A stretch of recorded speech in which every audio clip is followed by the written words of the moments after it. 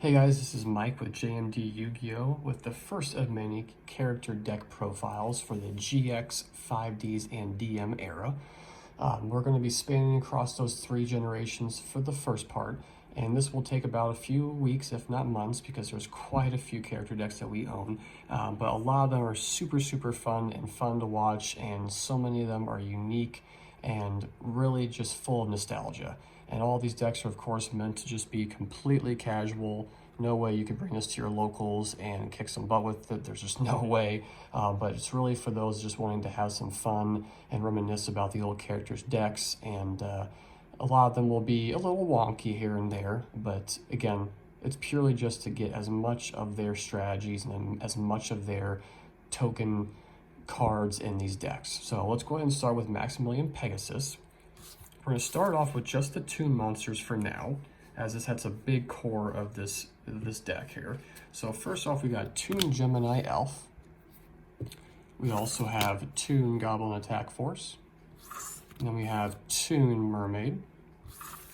And we have Toon Alligator. I would say it kind of counts like one. Toon Cannon Soldier.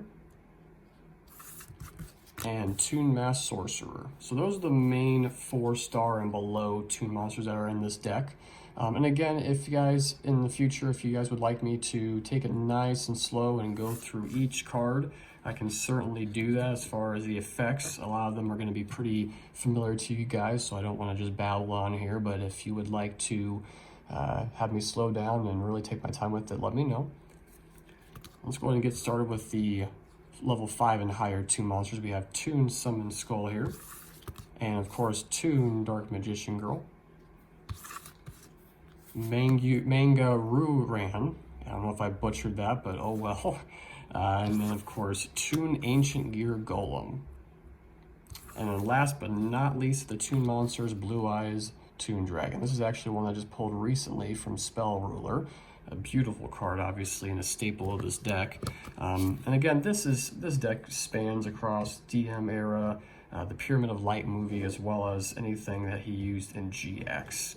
And we try to keep it as accurate to the character, just to really go gung-ho on this character-driven deck. So they're super fun to see all these different monsters in action, and just so much nostalgia. Now, the rest of the monsters are not really going to be Toon related, but of course Pegasus related. We got Dark Eyes Illusionist.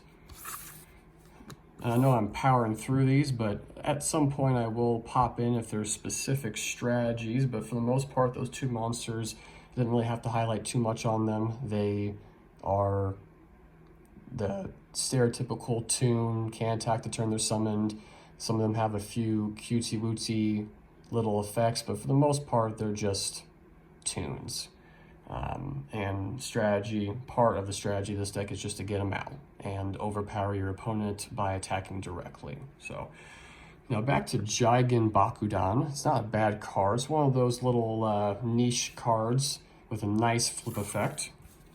We have Illusionist Faceless Mage, one of those staples of the Pegasus deck. We also have Dark Rabbit, which I'm pretty sure in the anime is actually a Toon monster, but I could be wrong. And of course, Red Archery Girl.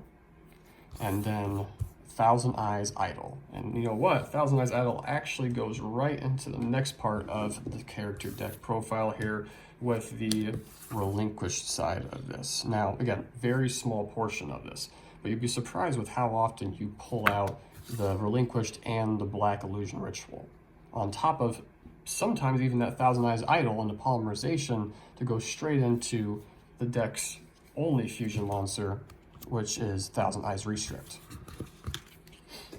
Now into the rest of the spells and traps here, we got Polymerization, the OG art, it's my favorite. Then we got Pot of Greed, Monster Reborn, and Heavy Storm. These are going to be pretty common across our character decks, as far as some sort of draw spell, a Monster Reborn, and some sort of spell trap removal. We also have Kara's Sanctity. We like to play with the anime rules, of course, which is draw until each player has 5. Otherwise, this card's pretty awful. Then you got Toon Kingdom, Toon World, and another Toon World.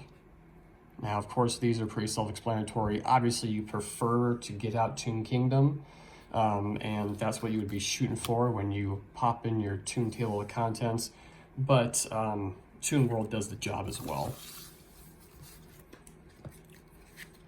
We also have Toon Rollback, Shadow Toon, Mimicat,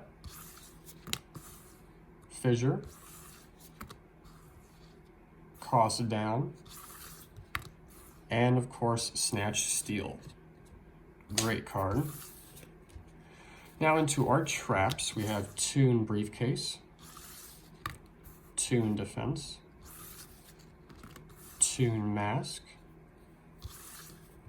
and a very beautiful looking Solemn Judgment, and of course Eye of Truth, which is very Pegasus in its nature as far as being able to see your opponent's hand. It comes in handy here and there, especially in character decks where you don't have to worry about taking the life points each turn. Let's see here, and as well as Ultimate Offering, and actually giving your opponent's life, my mistake. But both of these are pretty solid continuous spell cards, trap cards. The Ultimate Offering really helps with being able to get those extra monsters out and then getting that additional summon to summon out one of the Toon monsters. Really, the basis of this deck, and I'll try to wrap it up here, is popping out the Toon monsters as quickly as possible, with cards like Ultimate Offering as well as Cost Down. Those two cards really help facilitate it. And along the way, taking advantage of strong cards like Snatch Steal, even Fissure, as well as Heavy Storm to get rid of any sort of back row. But those are going to be those cards to help you kind of kick this deck into gear. And honestly, having these powerful spells and traps will help counteract the wonky draws it sometimes gets. But for the most part, they're pretty solid draws. So occasionally get that one hand where it's, Toon monsters with no Toon World and then a relinquished virtual monster or spell. But again, that's few and far in between. So overall, this deck is really good. It's surprisingly consistent for how many one-ofs there are in this deck. But again, with so many different cards that Pegasus used as staples, it's so fun to be able to play them all. So I hope you guys enjoyed the video. Again, this is the first of many. I can always do it a little bit differently, take my time with each card rather than recapping at the end, whatever you guys would like to do. And of course, the main thing is we have so many different character decks, it doesn't matter which one we go to next. So if you guys have any sort of recommendation at all what is next, let us know down in the comments, but feel free to share the channel.